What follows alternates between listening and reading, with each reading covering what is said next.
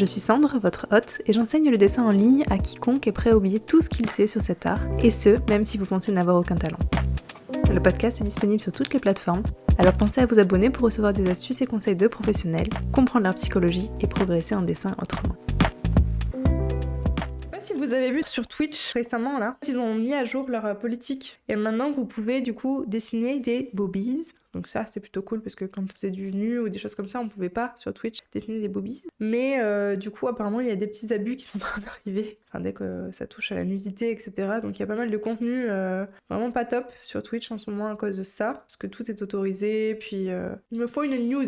Ok, contenu auparavant interdit mais désormais autorisé. Les contenus mettant l'accent sur des représentations fictives de parties sexuelles du corps, dessinées, animées ou sculptées, quel que soit le genre comme le dessin nu, sont autorisés avec un descripteur thème sexuel. Bah en clair, voilà, vous pouvez dessiner des corps nus, vous pouvez vous entraîner maintenant sans avoir peur de vous faire ban par Twitch. J'ai pas envie de vous montrer en fait les contenus qu'il y a parce que pour moi c'est beaucoup trop sexualisé et puis il y a beaucoup de choses assez manga et du coup on est très dans le trollage des personnes qui sont dessinées, bref. Mon idée c'était de faire des échauffements sur Line of Action ou des trucs comme ça. On peut mettre des filtres en fait sur Line of Action pour justement être sûr que le personnage est habillé. Mais bon, voilà, imagine, sans le vouloir, t'as un personnage qui est nu, enfin une photo qui est nue, c'est un nu artistique, hein, j'entends bien, c'est pas du tout sexualisé, etc. C'est quand même frustrant de se dire qu'on risque son compte Twitch pour ça, quoi. Donc pour ça, je trouve ça cool. Après, clairement, comme d'habitude, dès qu'on touche à la sexualité, etc., il y a des abus. C'est super compliqué de décider qu'est-ce qui est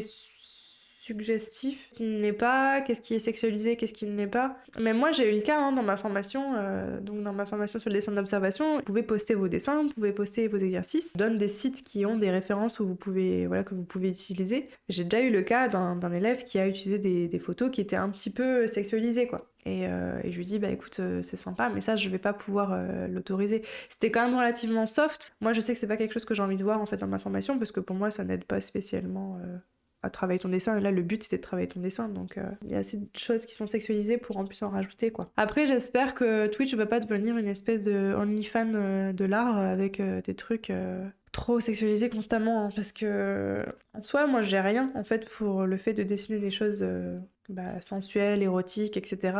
Si c'est pour que ça soit noyé, qu'on ait que ce contenu-là et en fait que ce soit noyé, et je viens juste de débarquer sur Twitch et je viens juste de tester, donc je connais pas encore exactement la politique, etc. Mais je sais qu'au début, la vision que j'en avais, c'était qu'ils étaient beaucoup trop sévères. Dès qu'une nana avait un décolleté, la nana pouvait se faire bannir, alors qu'il y a un moment donné, c'est un bout de peau. Enfin, je veux dire, il y a des trucs tellement pires que juste un petit décolleté et ça va, quoi. Après, je peux comprendre que ce soit frustrant de voir quand il y a des streamers qui ont des décolletés énormes et que clairement c'est fait exprès. Même si c'est cool, tu vois. Moi, si je me dis si c'est la catégorie qu'elles ont envie de streamer, enfin, si ça fait partie de leur branding et tout, bah, qu'elles le fassent, tu vois. Moi, ça me dérange pas. Si c'est pour voir que ça tout le temps, ben c'est un peu dommage, quoi. Je pense que les femmes ont d'autres choses à aussi montrer que leur décolleté. Je dis pas que ces femmes devraient pas montrer leur décolleté. Je dis juste que l'algorithme, quand il montre que ça, que ce contenu-là, c'est un peu frustrant.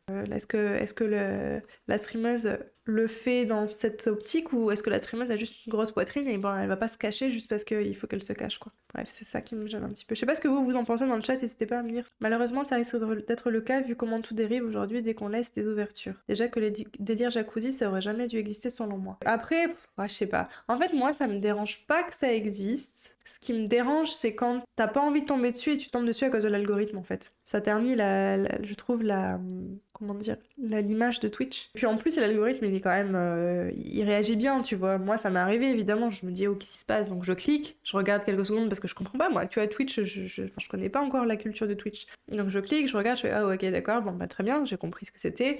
Je sors de ce truc-là. Twitch va me reproposer des vidéos dans cette catégorie-là, tu vois. Donc je suis obligée de dire, non, je ne suis pas intéressée, parce que sinon, en fait, il va vraiment commencer à me montrer ce genre de contenu. Et moi, clairement, les nanas dans des jacuzzi, moi, j'aime bien les femmes, tu vois, je trouve ça beau le corps d'une femme, mais je viens pas sur Twitch pour ça. Il suffit que tu cliques une fois et c'est foutu, hein. Je sais pas si on peut accéder à ces contenus-là si on n'est pas connecté, en fait, à Twitch. Si tu veux accéder à ce genre de contenu, ce soit un peu plus sévère en termes d'âge. S'il y a une forme de limite d'âge, c'est bizarre comme phrase, c'est déjà ça. De toute façon, tu peux pas trop limiter ce genre de contenu, c'est très très compliqué de limiter ce genre de contenu, à part en vérifiant l'identité des personnes et tout, mais là tu vas sur des trucs si Twitch commence à autoriser ça, ça sent un peu une espèce d'aveu de faiblesse, j'ai l'impression, vis-à-vis de YouTube. Peut-être que je me trompe encore une fois, parce que, encore une fois, je le répète, je viens de débarquer dans le Twitch game, donc je connais pas trop. Mais j'ai quand même l'impression que YouTube essaye de grappiller des parts de marché en termes dans le streaming. Et YouTube a en fait, il a tout son catalogue de vidéos qui est déjà présent. Là, en fait, le stream qui est en train de passer, j'ai rien à faire, il sera dans ma catégorie replay, il sera déjà uploadé, alors que si je devais faire ça sur Twitch, je peux pas parce que je peux garder mon replay que pendant 15 jours vu que je suis affiliée, mais si je n'étais pas affiliée, c'était que 7 jours, un truc comme ça. Donc c'est assez compliqué pour stocker en fait nos vidéos. YouTube a vachement d'avance là-dessus. Et si YouTube, ce que je pense en 2024, va vraiment essayer petit à petit de prendre plus de place sur le streaming, Twitch va va avoir plus de difficultés à l'avenir, et donc c'est pour ça peut-être qu'il autorise un peu plus des choses qui avant n'autorisaient pas, qui peut-être justement YouTube n'autorisera pas, parce qu'il pourra se démarquer de cette manière-là en fait. On aura le YouTube qui sera un peu plus prude, on va dire, et le Twitch qui sera un peu dépravé, quoi. Je sais pas. YouTube, il est un peu à la ramasse niveau Twitch, niveau stream. Et c'est aussi intéressant de voir que il y a quand même beaucoup d'efforts que YouTube doit faire pour arriver à la cheville de Twitch en termes de streaming, en termes de fonctionnalités et de côté communauté, etc. Et donc c'est bien pour Twitch. De toute façon, c'est bien. Quand il y a de la concurrence, en fait, entre Twitch et YouTube, quand il y a de la concurrence entre deux services, c'est très très bien, parce que ça sert... c'est bien pour l'utilisateur, le client. C'est nous les clients. Donc c'est bien. Il faudrait en faire une catégorie comme pour la section jacuzzi. Catégorie quoi? Catégorie sensuelle.